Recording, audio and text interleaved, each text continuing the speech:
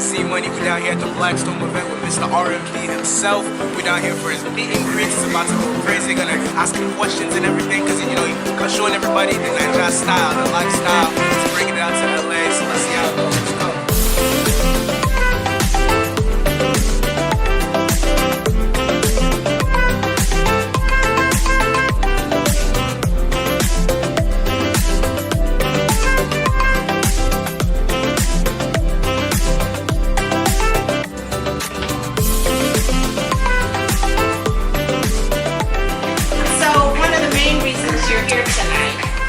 Is to meet an amazing, incredible talent who I'm very proud to represent. I'm pleased to have him as a client of Manifested Entertainment Management. He's flown here from Nigeria. He has well over 100 credits to his name. If you've not seen him, you will. Just go on Netflix. Many of his movies are right now airing on Netflix. And one in particular, Castle and Castle, where he's portraying a lawyer, something close to my heart. So you'll learn more about him through this interview. But the Denzel Washington of Nollywood, our very own Richard Lopez Amijo, RMD. Hello everybody. Hi. So last time we saw each other, this was a Zoom meeting, and it was our first time meeting, and you were in Nigeria, I was in LA, and the conversation was so fluid and so fun, and it was right around the time where Castle and Castle, the new season, had dropped. So what has life been since the release of this new series, this new season? Well, to put it in one sentence, lots of inquiries about when the season 3 jumped. Already. They want to know where season 3 is. Yes. I think one of the things we're enjoying in Castle and Castle is because I think it's, if I'm not mistaken, the first legal drama from Nigeria. So that's why. And I've met a lot of attorneys and lawyers who say that it is very true to the law and it's very legally correct. It's on point. On point.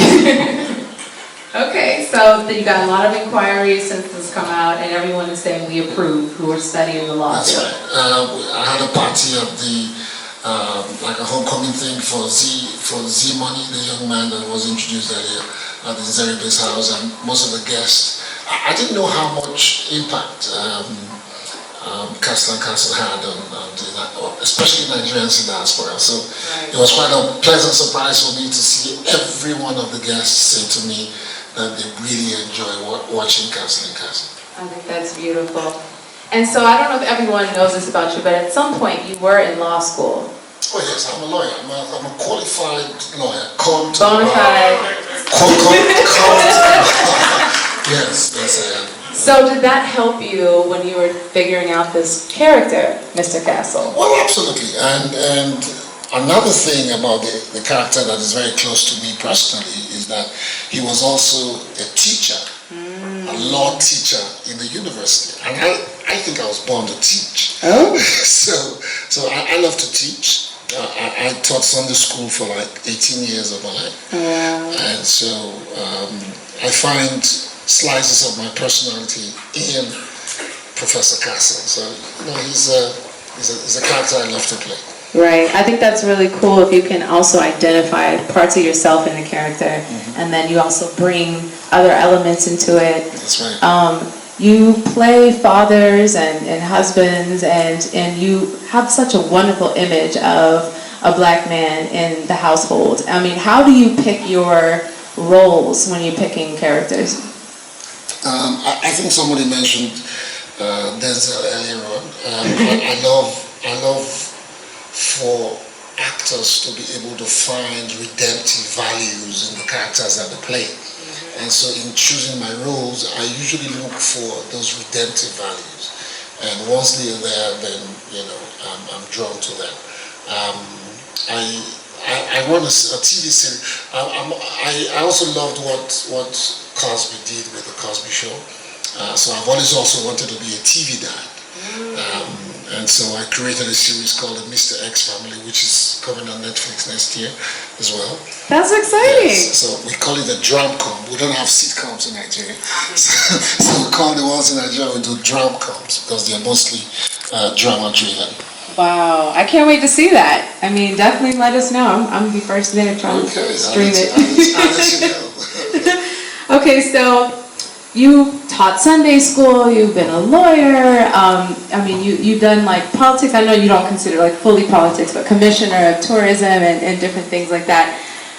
What was the turning point for you where it was like, now I'm an actor, and then not only that, but then what was the project that kind of said, now I am superstar RMD? I don't know if I have a clear picture of how that happened, but in the late 90s in Nigeria, soap operas were a big deal. Yeah. And whilst we didn't have soap operas by the definition of how Americans would define soap operas, but we had running series, drama series on television, and we had one called Checkmate. Checkmate was so popular, and this was before the advent of cable TV. So it usually aired from 8 p.m. to 8:45 p.m. The entire country shuts down to watch that program. Wow. Yeah, so I guess for me that was it. I had done work before then, but when Checkmate happened, it was like the icing on the cake. Wow. You know, and so I have ridden that wave until present day. Wow, that's inspiring, honestly, as a creative. So like, how long do you think you had been already trying to be an actor and already fully devoting yourself before Checkmate happened? I left university in '83, so professionally I've been an actor for like 37 years? 37 years. Yes, and we're still working and still hoping that final role will come. Oh yeah. You know? There's more. As an actor, you're only as good as your last role, so I keep looking forward, and I've met Zina now, so hopefully, and I'm friends with Z-Money from Swagger. Nice. And so hopefully I can get some work done out here. With Netflix, it has become even easier to reference your work. At least now you can call up somebody and say, you know what, if you want to see my work, you can go to Netflix and watch XYZ. That's excellent. I was actually going to ask you about that because the African market, Nigerian market, and the American market are different things, but we're starting to see a blend of everything with Netflix. There's a lot of international films coming in and projects coming in. So is it a goal of yours to kind of get into this cross-pollination? Absolutely. I was in Miami in June to July in the summer, and we shot a movie called Christmas in Miami. And that will be Netflix next year. But it's in the cinemas on Christmas Eve in Nigeria. Exciting. So and I'm coming back in January to do a film with a young filmmaker that is seated there. This is an American cop story, but with a Nigerian cop with serious intuition. I love that. Yeah, so we're looking on getting a lot more work done out here. Also hoping that we can invite a lot more American stars to come back to Nigeria to do some work. The other day I heard that Dave Chappelle said something about Nigerian movies and that he would like to do one. So a few of us are taking him up on that. So we're going to track him down and offer him something that he cannot refuse. So that would be epic. We'll see how we can bring him back home. Yes, that would be absolutely epic. I'm sure there's an opportunity for that. So it sounds like it's already happening. This cross-pollination is already happening. Yes. To some degree, yes. Yes. My coming here in this period is to also, look at the possibilities of doing a lot more work. Out here. So fingers crossed. Okay. So touch wood. Where's some wood? Not over here. So on your free time, like, do you watch films and TVs and Oh yeah, I'm a child of television and films. right. I watched too much of it. That's why I wanted to live my life in there. You know, to leave the television box and the silver screen. Yeah, I don't think that there is any major Hollywood released movie that I haven't seen. It would be very difficult for me not to have seen everything that is major that comes out, unless it wasn't shown in Nigeria or it wasn't on TV. Right. It would be hard for major titles from the 80s to now. I'm a real film man. Okay. I love films. I love the movies. Do you have a favorite genre? No, I have favorite actors. Okay. You know, and of course, you know, Denzel is on top of that. I love him. I love Al Pacino. Oh yeah. As well. I think I love actors who are very intense. Yeah. And they bring it in all the time. I love the new James Bond. Oh People say all kinds of things about, you know, the old ones and all that, but I think in today's world, to try and get the attention of people, you need to step up. And I think what the new James Bond is to step up. Fighting crime now is very difficult, so you need to be tough. You can't swagger your way through fighting crime the way it is now. So, not 2021. And then, you know, I like Meryl Streep, I like Taraji. Taraji, yes. Okay. Oh, my man, Samuel L. Jackson. Oh yes. He's hilarious. Yeah. All right. So you went from all these, like, you've had so many roles that you played in your life, in your journey, right? Including father and husband and all these different things. How, like, when you became the RMD, did fame feel like something that felt like all of a sudden everyone knows who you are? Was that something that you had to adjust to, or was it a natural thing, or you found your way? What was that like? I've had to adjust to it. Non-Nigerians might not understand this, but I don't know what's the best way to do this. Maybe Zina might be able to explain this, but you know how when you come from a certain place where no matter how big, you see it with some basketball players. I mean, I've heard people like Shaquille O'Neal say that no matter how famous he got, the mother will say, you know, go take the trash out. That's the kind of family that I come from, and that's the kind of place that I come from. So no matter how famous you are, if you don't wear, you can ignore your fame and just carry on regardless, then you will live a more regular life. Because fame can drive you to places, to very dark places. I agree. It's not healthy. Look at the kind of people, look at the number of famous people that have killed themselves. Yeah. You know, so money, fame, everything, yet they kill themselves. Yeah. So it's got to be something, you know, that they're dealing with. I don't want to be bipolar or schizophrenic or whatever. I just don't wear my fame. Right. I know it. Right. You're right. There's an underbelly to that culture and that fame and that whole mindset. So that's refreshing. I love the power it gives you, though. Yes. To get things done. Yeah. For those who can do it. Yeah. Lending your voice and your strength and your power and your energy and your money to causes that. The room for questions from the audience. So if anyone has a question, maybe you want to yell it out and I'll regurgitate it. Any questions? Let me go first. Oh, go for it. R&D. Yes, small world, by the way. I met this man over 12, 15 years ago. In Houston, Texas, yes? Was it when I came to do the play? Was it when I did the stage play that you were there? Yes, after the OTC. Yes, okay. It's been a long story. It's been a long one. And you've seen it all in Nigerian movie and television. From pre-Nollywood days till today.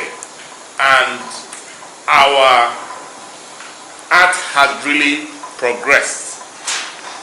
But we still see that some of the movies that are coming out of Hollywood are still not up to par. Especially when you compare it to work you've done with Ebony TV, like Wedding Party, Castle and Castle. So what are your hopes and dreams for Nollywood? Because for Nollywood to hit international recognition the way we want it to, the quality of work coming out of Nollywood should transcend some of the things we see on a day-to-day basis in Nollywood. So what are your hopes and dreams for Nollywood? Access to cash. Access to access to funding and technology is very important. Technology sort of democratizes the space, and access to funding also democratizes the space. I can assure you that the quality of work, just Netflix coming alone and saying, for you to be on our platform, you have to tick these boxes. Boys are ticking those boxes with $10,000 in some extreme cases, you know. So it's getting better, you know. My hope is that more people will invest in Hollywood, and venture capitalists and co will look at the sector with a view to making it attractive for investors, and so that there be guarantees on return investment. But other than that, it's primed, just like our music. It's just that it takes a bigger village to produce one movie as opposed to music. What our music is doing, don't forget that it was Nollywood that actually brought the music with it.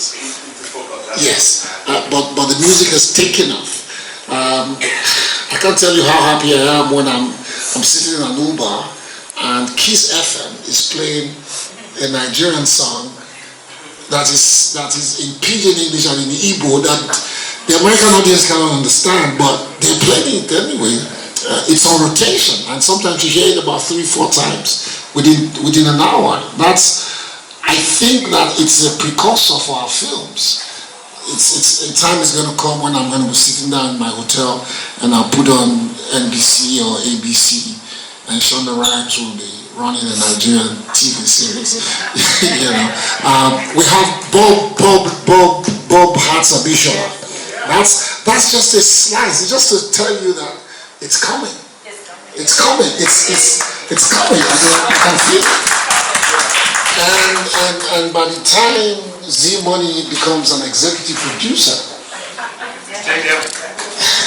by the time Chike puts some money in some diasporan, thing and invests in a Nigerian movie here, you'll be amazed. We have a Nigerian filmmaker that lives in Atlanta. He's as good as any filmmaker you can point to in America, but he doesn't have the access to cash and funding like the average American filmmaker does. And so we keep hoping that Nigerians will put their monies where their mouth is, because people really do love our work. They really do. If not for you guys in the diaspora, nobody will. I will be sitting here today. It's the demand by Nigerians in the diaspora asking for their films to be seen on Netflix that makes them give us worldwide releases. So they don't just take Nigerian films and limit the streaming to African countries alone. They're all worldwide, and so I can feel it. I hope I'm around long enough to benefit from it, but I'll do everything that I can in my power to make sure that at least the next generation will not start from where I am today. I agree with you. I watched Wedding Party the first time when I was flying from London back to LA about 4 or 5 years Technically not on us growing up. It was just something to see that, okay, you can actually live in Nigeria and do something right, despite all the challenges. I told her I didn't have a question, but I remember something. There's this show on Netflix called House of Cards. Very powerful show about the American politics. Doesn't leave anything out. I'm wondering, sir, do you think, other than what we've done so far, I can't remember the last movie where Kepi Ekpeyon played the president, but can we actually have a show or a series in Nigeria that shows the true color of what's happening in the Nigerian politics, like it is on House of Cards? Absolutely, but we have to shoot it here. And all the actors and directors and crew members have to leave here and not go home. You know, when you're coming home, you check and say, is the coast clear? Can I come in? Yes.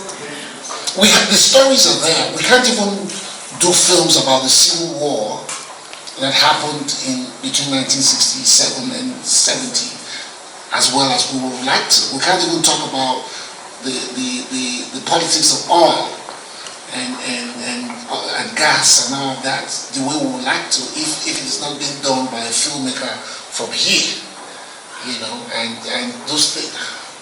We banned Twitter, for God's sake.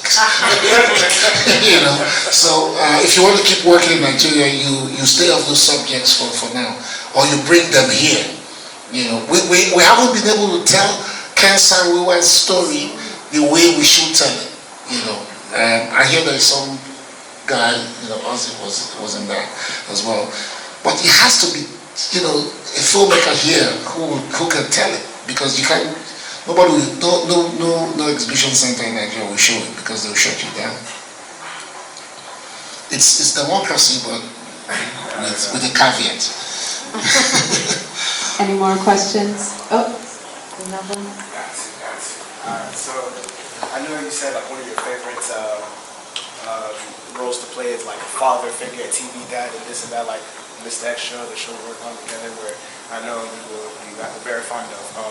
But my question is, as far as now out here, what is some roles you would love to play out here? Like favorite ones, like let's say top two roles you would like to play. Top two?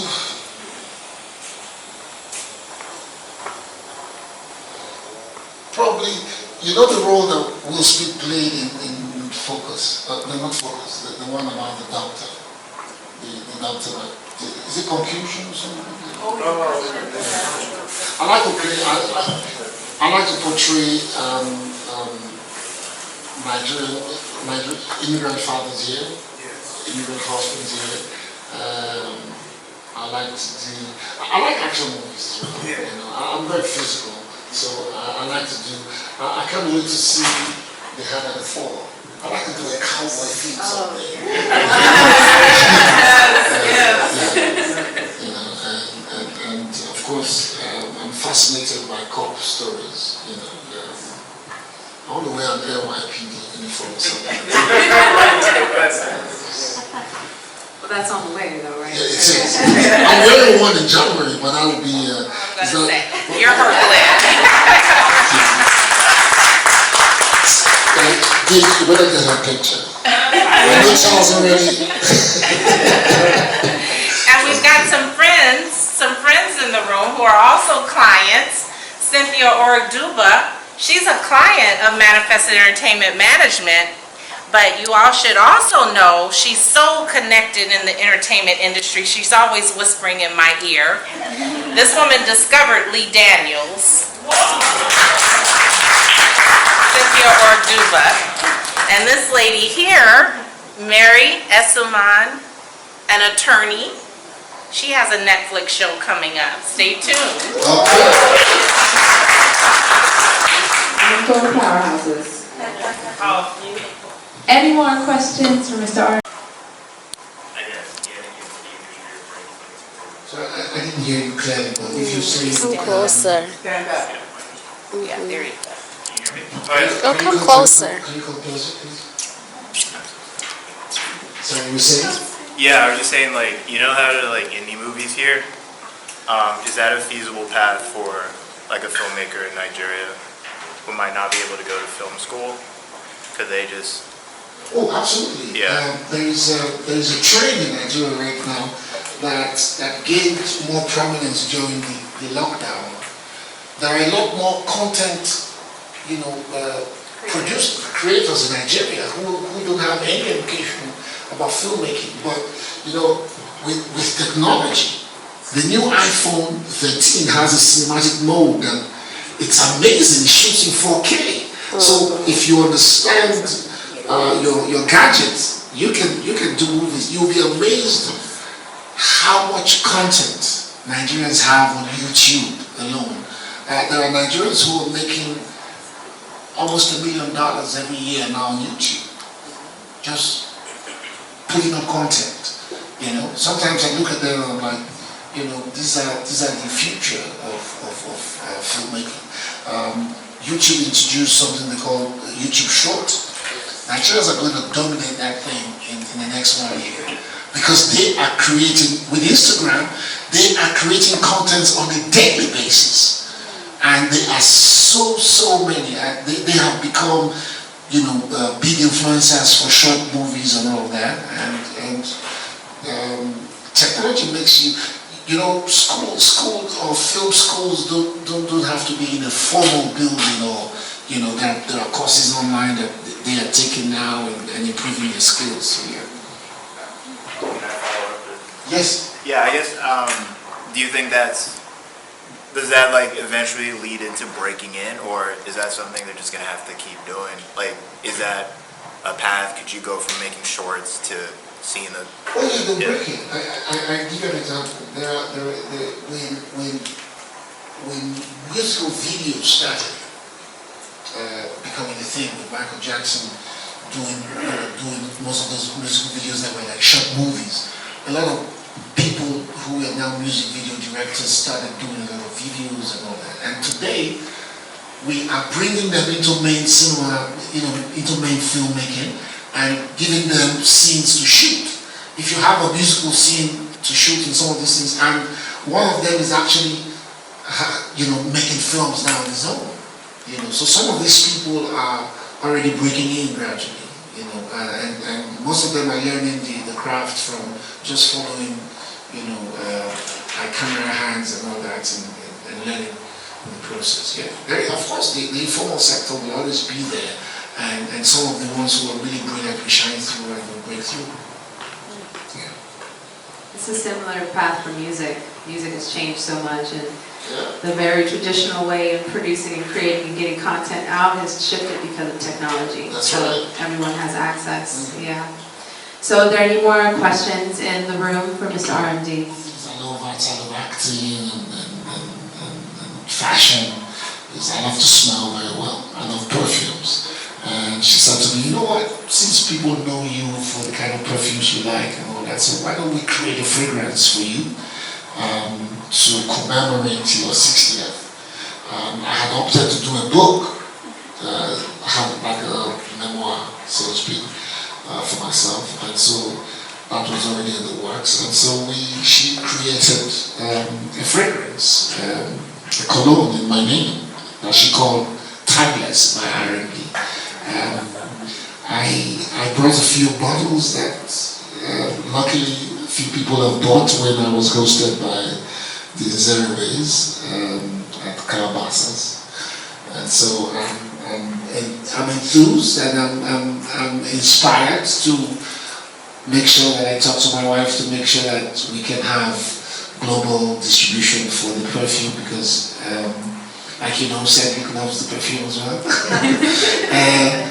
Funny thing happened today. I went to Macy's to buy some clothing, and I had changed. But my last question that I have is in regard to your impeccable style. Who styles you? Do you style yourself? The shoes, the shirt, what? Well, I style myself for the most part. I grew up a mama's boy, and my mom sold clothes for a living. And she always used to tell me, remember whose child you are. I didn't know what that meant, but as I grew up, for me it meant that one needed to look good all the time, and respectable. Right. Yes, it helps to break the ice. Yeah,